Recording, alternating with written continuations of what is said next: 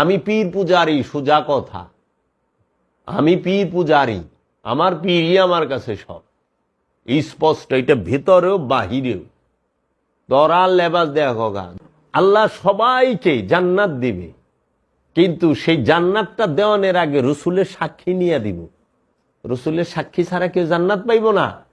আবার আল্লাহ সবাই যারা জাহান্নামী তাদেরকে জাহান্নামে পাঠাবো, কিন্তু জাহান্নামে পাঠানোর আগেও রসুলের সাক্ষী নিব যে হে রসুল কি কি মানছে কি কি মানে নাই, আপনারা মানছে না মানে নাই বলেন।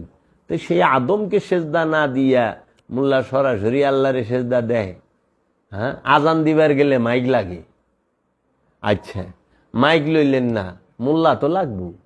আজান হইল রসুলের, লাগবো মোল্লার। মসজিদ তো লাগবো, মসজিদ সারা চন্দান যাবো। আচ্ছা, মসজিদ আমার বুবাইলে চলবো না, কণ্ঠ মধুর লাগবো। কিরে বাবা, তোর কণ্ঠ ক্লিয়ার থাকতে হইব, উসিলা ছাড়া কিছুই হয় না। ইবাদত করতে গেলেও উসিলা লাগবো। এর জন্য তুমি এখন এই ধ্যানটা, শয়তানের সাথে প্রথম মোলাকাত হইল, যখনই মোলাকাত হইছে তখনই তুমি টের পাইছ তোমাকে জিহাদে আকবরে নামতে হবে। এই যে এইখানে হলো জিহাদ। আল্লাহ কোরআনে যে জেহাদের কথা কইছে সেটা কখনোই তরবারির জেহাদের কথা বলে নাই। তরবারির জেহাদ হইল মেজাজি, ওটা কখনো কখনো হয়। মহানবীর সব সাহাবারা কি তরবারির জেহাদে যায় পারছে, অংশগ্রহণ করতে পারছে না। তরবারির জেহাদ হইল কিছু সময়ের জন্য, কখনো কখনো, কাভি কাভি। কিন্তু আল্লাহর কোরআনের যে আহ্বান যে তোমরা জিহাদ করো, জিহাদ করার হুকুম, এইটা হচ্ছে প্রতিটা মানুষের নফসের সাথে খান্নাস রূপী শয়তানকে মিশিয়ে দেওয়া হয়েছে পরীক্ষা নেবার জন্য, খোদা ইচ্ছাকৃতভাবে। এই খান্নাসের বিরুদ্ধে নফসকে বলছে জিহাদ করতে। নফস সবসময় খান্নাসের বিরুদ্ধে জিহাদ করব। এই জিহাদে ঢাল হিসাবে, তার ঢাল হিসাবে সে এই নফস নিবে হচ্ছে তার মুর্শিদকে, তার আপন পীরকে, যেন সেই জিহাদে খান্নাসের সাথে না হারে। আর খান্নাস এই নফসকে হারানোর জন্য সে ঢাল হিসাবে নিবে দুনিয়াকে। খেয়াল করো বাবা, মন দিয়া শুইন, যে একটা কামেল অলি পাওয়া এটা শত জনমের ভাগ্য বাবা। আমি বাবা জাহাঙ্গীর পাইছি, শত জনমের ভাগ্য আমার। বাবা জাহাঙ্গীর কইতো 2-1000 বছরে একবার আহে বাবা জাহাঙ্গীর, আর তুই আমার নিজ চোখে দেখছস, কত জনম পরে তুই আমার কাছে আইলি। তুমি এই রাজ্যে না গেলে বুঝবা না বাবা যে বাবা জাহাঙ্গীর কি, বাবা জাহাঙ্গীর কে। কোরআনের মূল জিহাদই হচ্ছে প্রতিটা নফস খান্নাস রূপী শয়তানের বিরুদ্ধে জিহাদে লিপ্ত হবে। এই খান্নাসের বিরুদ্ধে জিহাদ করবে শয়তান নফস। আর এই জিহাদ করতে একটা নফস সে ঢাল হিসাবে, তার সাহায্যকারী হিসেবে তার আপন গুরু, আপন পীর, আপন রসুল, আপন মুর্শিদকে নিবে। আর খান্নাস এই নফসকে হারানোর জন্য সে দুনিয়া ঢাল হিসাবে নিবে। সে ওই সাধনায় তোমাকে দুনিয়ার লোভ দেখাবে, দুনিয়ার বিভিন্ন বিষয়, বাসনা, কামনা সব জাগায় তুলবো। এই দেখ, তুই এখানে কি রে বই রেছস এই গোর চিল্লা কবরের ভিতরে? তুই কেন বই রইছস এই চিল্লা ঘরের মধ্যে, এই জঙ্গলের মধ্যে? তোর ঘরে কত সুন্দর বিবি বই রইছে, তোর বাচ্চা কাচ্চা কান্তাছে, তোর দোকান বন্ধ রইছে, তোর ব্যবসা বাণিজ্য বন্ধ রইছে। তুই ওখানে যা, এই দেখ তোর বন্ধু কি কইছিল, তোর সমস্ত তুমি ছোট্ট কালে কি করছো সেইটাও তোমার মনে জাগায় দিব সে। তখন এই জায়গায় একদম ধৈর্য ধরে, ওই যে বাবা লালন সাহেজি বলছে না, কারো রবে না এ ধন, এই জীবন ও যৌবন, তবে কেন মন এত বাসনা, একবার সবুরের দেশে বয়নারে দম কষে, উঠিস না রে ভেসে পেয়ে যন্ত্রণা। এই পেয়ে যন্ত্রণাটা কি? এই বিষয় বাসনা, এই দুনিয়ার যে যন্ত্রণা। স্ত্রীর কথা মনে পড়বো, স্ত্রী থেয়া গেছি, কতদিন ধরে কথা কই না। এই সাধনায় গেছি, মুখ একবারে বন্ধ, নিজের জন্ম দেওয়া সন্তানের সাথে কথা বলা যায় না। নিজের স্ত্রীর সাথে কথা বলা যায় না, গর্ভধারিণী মা, জন্মদাতা পিতা, আপন রক্তের ভাই বোন, কারোর সাথে কথা বলা যায় না। কারণ আমি যে কাফনের কাপড় পরছি, মরায় তো কথা কয় না, তাহলে হেরামের কাপড়, কাফনের কাপড় পরছি, কথা কমু কেন? মরায় কথা কয় না। এর জন্য মৃত মানুষ যারা আছে, এই মৃত মানুষ, একটা মৃত মানুষের দিকে খেয়াল করলে তুমি সাধনা শেখা যাইবা, যে মৃত মানুষ যা যা করে সাধনায় বৈশা তুমি তাই তাই করবা। মৃত মানুষকে যদি কেউ পোস্টমর্টেমেও নেয়, হাত কাটে, পা কাটে, পেট ফাড়ে, মাথা ফাড়ে, যাই করুক, কিংবা কেউ গোসল দিতে যায়, সমস্ত কাপড় খোলায়, অঙ্গ প্রত্যঙ্গের চুল টুল পরিষ্কার করে না, কাইটা যাক, ফাইরা যাক, ঠান্ডা পানিতে গোসল করা, গরম কোনো কিছু কয় যে আমার গরম লাগে, আমার ঠান্ডা লাগে, আমার কাইটা গেছে, আমার জলতা আছে, ভারতা আছে, কিচ্ছু কয় না। ওই সাধনার মধ্যে তোমার যে যত আঘাত করুক, যা কিছু করুক, যা করুক, কিচ্ছু বলা যাবে না। চুপ। মরায় মাতে না, মরায় কথা কয় না, মরায় জিজ্ঞেস করে না, মরায় প্রশ্ন করে না, মরার চাহিদা নাই। বুঝছো বাবা? তাইলে এই সাধনা, আচ্ছা, স্ত্রী পুত্র সব কিছু থেকে তুমি আড়াল হও। খাবার দাবার এন থেকে তুমি কমাও। কারণ খাবারটা শুধু বাঁচার জন্য। খান্নাস তোমাকে এন থেকে যেমনি উঠাই দিবে, এইটা তার একটা জ্বলন্ত প্রমাণ। তোমাকে যেভাবে হোক সে থামাবে, সে অগ্রসর হইতে দিবে না। শুধু এই জায়গায় তুমি এখানে সারাক্ষণ গান বাজো, একটা মানুষ উঠবো না, লড়বো না, সারা রাইতে লড়বো না। এটাই নিয়ম। এখানেই ধৈর্য ধরতে হবে তোমার। তুমি হারে হারে টের পাইবা যখন তুমি মনে প্রাণে সাধনায় যাইবা। আছে না অনেকে সাধনায় বসে যে আমি চিল্লা আইছি, কোনো মতে দিনটা পার হইলেই হয়, খালি সময়টা আমি একটা সার্টিফিকেট না। বাবা জাহাঙ্গীর কিছু তোর মনে কি জিদ নাই রে বাপ? তুই বউ ছাড়ছস, পোলাপান ছাড়ছস, বাড়িঘর ছাড়ছস, ব্যবসা বাণিজ্য ছাড়ছস, আত্মীয় স্বজন ছাড়, দেখো কত কিছু ছাড়ল লাগে। মনে কি তোর জিদ নাই যে আমি যখন আইছি সাধনায়, তো সাধনাটা সাধনার মতো করুন, জানি আমি এখান থেকে কামিয়াব হইয়া যাই, ফেইল না হই। জানি আমার দয়ালে বলে যে না রে বাবা, তুই সাধনা করছ, তোমার মধ্যে পরিবর্তন আসে। এইখানে কত রকম রূপ দিব, ই করব। তো তুমি দেখো একটা জিনিস বাবা, যখনই তুমি এই ঘরে ঢুকবা,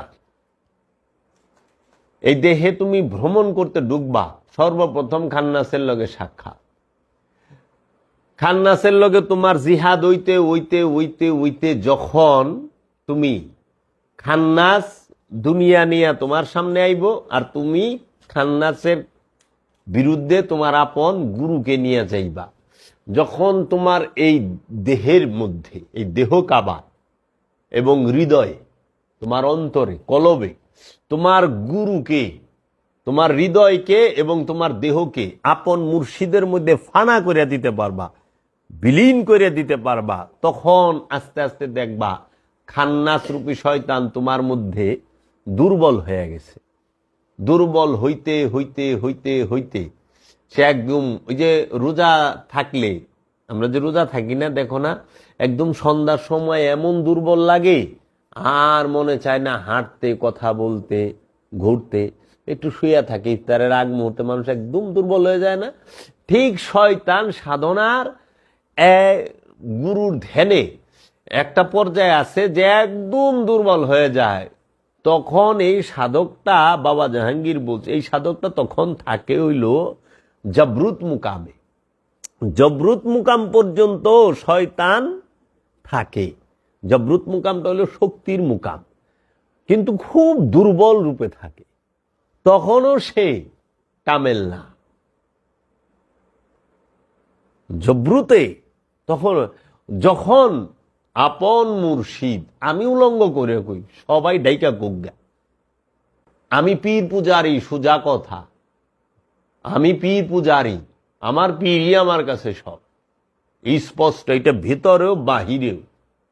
তরাল লেবাস দেখো গা, যখন আপন মুর্শিদ সে তাকায়া দেখে আমার এই সাধক, আমার মুরিদ সেই দেওয়ানা হয়ে গেছে ধ্যানে, এবং সে জাকাত, কুরবানি সমস্ত কিছু দেওয়ার জন্য পরিপূর্ণভাবে প্রস্তুত হয়ে গেছে, তখন তার দয়া হয়। এই যেখানে তুই ধ্যান দিয়া জবরুত পর্যন্ত যায়া পারবি, ওজিফা দিয়া জাবরুতে যায়া পারবি, শক্তির রাজ্যে যাইতে পারবি, যে কোনো মানুষকে তোর কন্ট্রোলে আনা 1-2 ব্যাপার, যে কোনো কিছু কইরা দেওয়া 1-2 ব্যাপার। এটা হলো শক্তির মুকাম। এখানে গেলে শক্তি, দুনিয়া যে কোনো কিছু চাইলে করতে পারবি, পারবো সাধক। এটা শক্তির রাজ্য। এই শক্তি মুর্শিদই দেয়, যে দেহি কি করে। যে আমি কই না যে ইচ্ছা করলে অল্প সময়ের মধ্যে এটি করে হালাই দেওয়া যায়, আমি ইচ্ছা করলে। এটা হলো শক্তির মুকামে খাড়ায় কয়।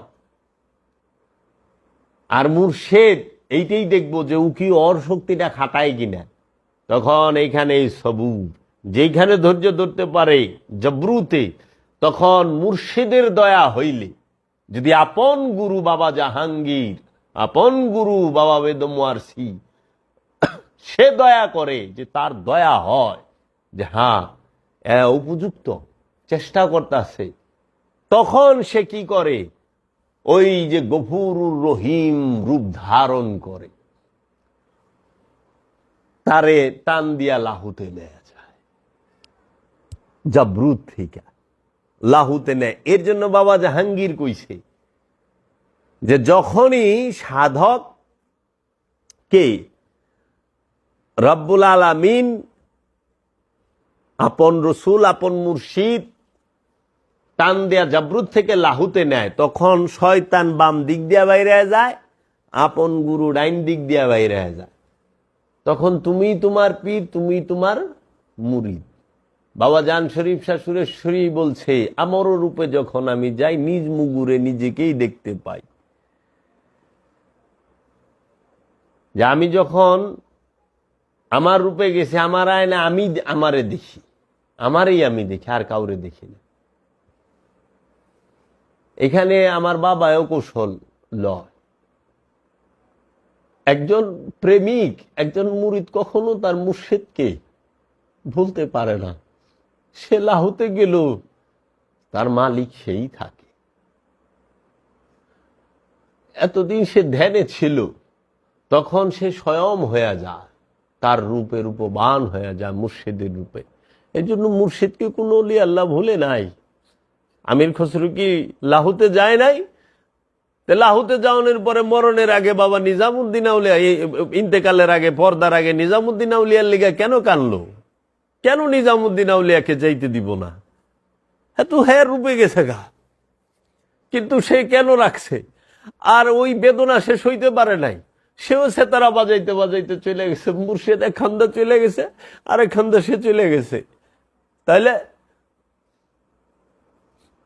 ওটি হলো লুবি ইয়ে করলে গেছে হারে। আমি ওইখানে কিছু কমু না। আপন মুর্শিদকেই দেখে সব মুর্শিদময় হয়ে যায়। তাহলে পরে খাজা বাবার প্রধান খলিফা, দ্বিতীয় খলিফা বাবা রাংরেজ বাবা কুতুবুদ্দিন বখতিয়ার খাকি, তারা কি লাহুতে যায় নাই? যদি আমির খসরু বাবায় লাহুতে যায় থাকে, তা নিজাম বাবায় যায় নাই? নিজাম বাবায় লাহুতে যায় থাকলে নিজাম বাবার পীর বাবা শেখ ফরিদ যায় নাই? বাবা শেখ ফরিদ লাহুতে যায় থাকলে তার পীর কুতুবুদ্দিন বখতিয়ার কাকি যায় নাই? কুতুবুদ্দিন বখতিয়ার কাকি গেলে খাজা বাবায় যায় নাই? তো খাজা বাবায় তো ইয়া উসমান হারুনি করছে। কুতুবুদ্দিন বখতিয়ার কাকি তো ইয়া হাসান মঈনুদ্দিন ইয়া কানা বুদু ইয়া কানাস্তাইনি করছে। তাইলে বাবার আংরেজের ওজিফা এইটা। বাবার আংরেজ, বাবা জাহাঙ্গীর বলছে বাবার আংরেজ হচ্ছে খাজা বাবার প্রধান খলিফা, দ্বিতীয় খলিফা বাবা কুতুবুদ্দিন বখতিয়ার কাকি। বাবার আংরেজ সে তার একই ওজিফা, ওই যে আমরা ওজিফায় পড়ি, ইয়া হাসান মঈনুদ্দিন ইয়্যাকা না'বুদু ওয়া ইয়্যাকা নাস্তাঈন। হে হাসান মঈনুদ্দিন, আমি তোমারই ইবাদত করি, আমি তোমারই সাহায্য চাই। দেখছ পীর পূজা কারে কয়? পীরের প্রেম কারে কয়? বাবা আমির খসরু